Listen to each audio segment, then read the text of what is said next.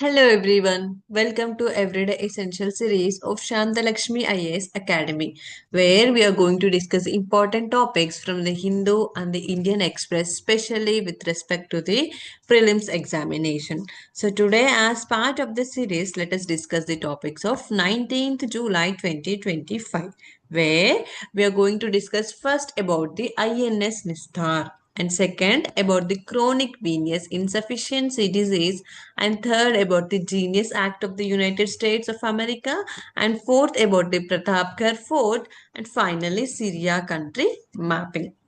So starting with our first topic, that is the INS Nistar. INS Nistar. So why we are discussing this? See, you can see the picture. This is the INS Nistar. The Indian Navy on Friday commissioned this INS Vistar at the naval dockyard in the Vishakhapatnam. See, this INS Vistar was commissioned at the Vishakhapatnam. Remember this, Vishakhapatnam. And there are so many things, global events are happening in the Vishakhapatnam. So this year's prelims, this Vishakhapatnam is important.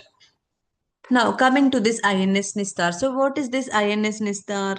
So, this Nistar class, Nistar. Nistar is a class of diving support vessels. Diving support vessels. These are two vessels. That is, one is the INS Nistar and other is the INS Nipun. This has not yet been commissioned, but in the future we also commission this INS Nipun. And what is this diving support vessels means? In the name itself, we can say that this diving support vessels, the vessels or the submarines which will go into the diving operations, for those submarines, if anything happens, this Nistar will come into play. And this Nistar is the first indigenously designed and constructed diving support and the submarine rescue vessel. Initially, we have bought it from Russia, this Nistar, but we have indigenized it up to 75% of our Indian components and commissioned in the naval dockyard of the Vishakhapatnam. So this is the first indigenously designed and constructed diving support vessel. And it is also considered as the mothership of an advanced deep submergence rescue vessel, which is the DSRV. Just now only we discussed, that is the what is this deep support vessels means. Any submarine or the any vessel which has gone deep into the ocean, and there that is called as the submergence, right? And there, if anything happens, if any malfunctions happens to the submarine or any accident or anything happens there, this deep submergence rescue vehicle will act and will help that submarine. So this INS Nistar is considered as the mothership of this advanced DSRV. And this Nistar is, so we have discussed this. There are two diving support vessels, right? Class of two diving support vessels. So this INS Nistar is the mothership of this eastern seaboard, which is commissioned at the Vishakhapatnam Naval Docket. And this Nipur is the mothership of the Western Seaboard. In future, it is going to be commissioned at the Mumbai coast. So remember this, INS Nistar is the mothership board which is going to be commissioned. INS is the mothership of this Eastern Seaboard, and it is designed as well as built by the Hindustan Shipyard Limited in Vishakhapatnam. So the components of this INS Nistar are the saturation diving operations. It will perform the saturation diving operations complex underwater salvage missions and also the deep sea marine crew rescue efforts also. See, one submergence vessel is there, one submarine vessel is there. It has gone into the underwater to for whatever reasons we say, and there some malfunction has happened to this submarine, and there is a risk of that oxygen is also not available to that submarine. So there is a risk of that people in that divers or the people in that submarine, right? So then what it will trace, our INS Nistar using its remotely operated vehicles, diving support chambers, and self-propelled hyperbaric lifeboat. All this using all this equipment, it will first sense or try to locate this submarine. It will detect the location of the submarine, and according to the condition of the risk, it will act. So that's how the Nistar will act as a mothership to the advanced deep submergence rescue vehicle, and it can go up to the depth of 300-meter underwater. Just remember, Nistar is the diving support vehicle class, DSV, and it is commissioned at the Vishakhapatnam, and it is a motherboard of the Eastern Seaboard,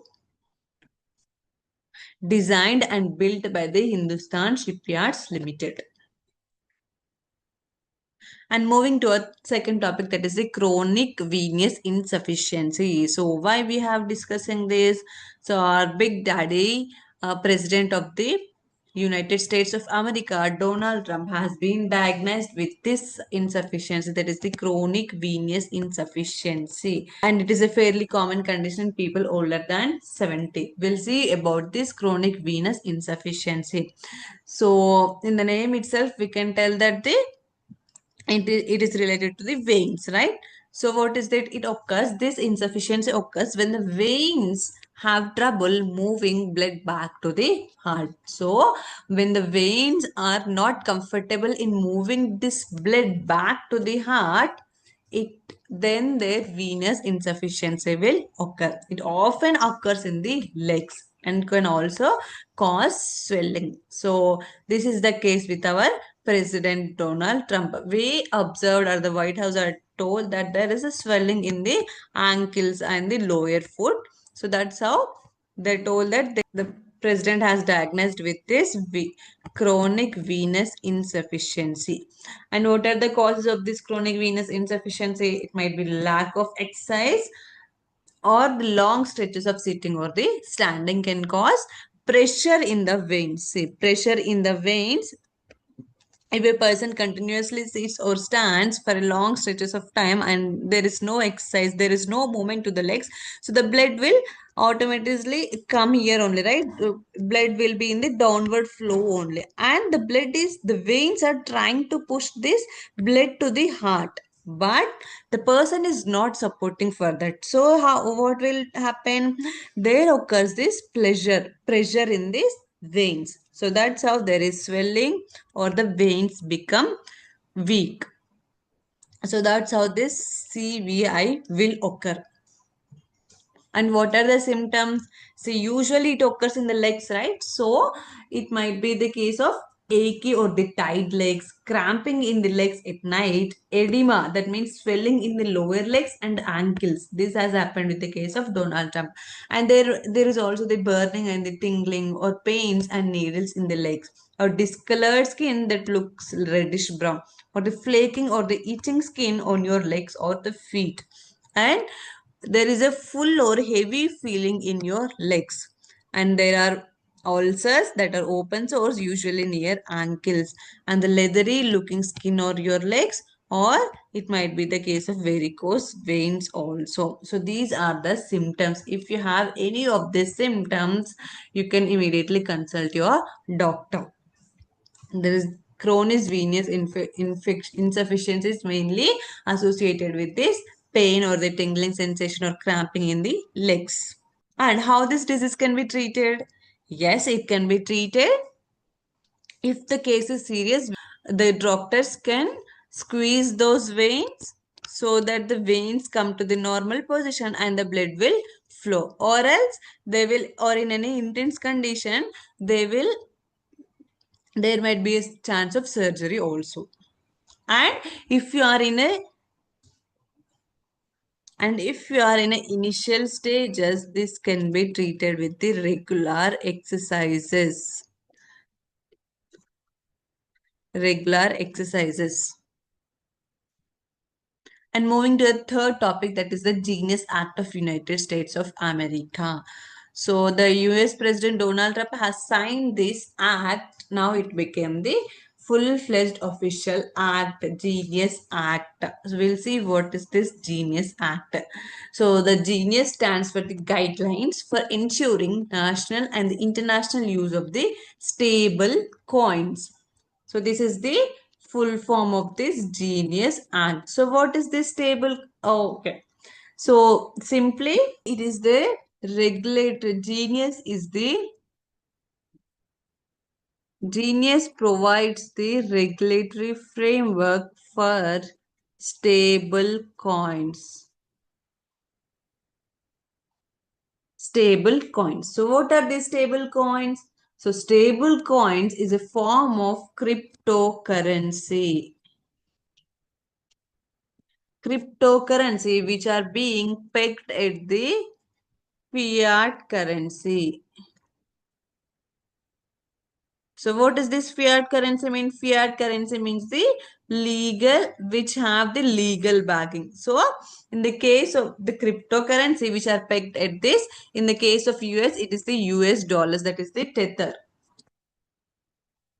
So it will regulate, this Genius Act will regulate this tether or the other stable coins which are pegged at this US dollars. And what are the regulations of this Genius Act? See, the stable coins must be fully backed 1:1 by the fiat reserves. The stable coins must be fully backed in the ratio of the 1:1 fiat reserves. If one stable coin, that is the one tether, is equal to the 1 US dollar, here it should be have the 1:1 fiat reserve. And next, only licensed entities under the US Treasury and the Federal Reserve can issue stable coins. So who can issue these stable coins? Only the licensed entities can issue these stable coins. And there will be mandatory audits, disclosures, and cyber security standards. Also, these licensed entities and others who are purchasing the stable coins, they must follow the cyber security standards, disclosures, and the audits. And also, this Genius Act bans the algorithmic stable coins that lack transparent collateral systems. So, whichever the stable coins do not have the collateral systems, it will ban those algorithmic stable coins.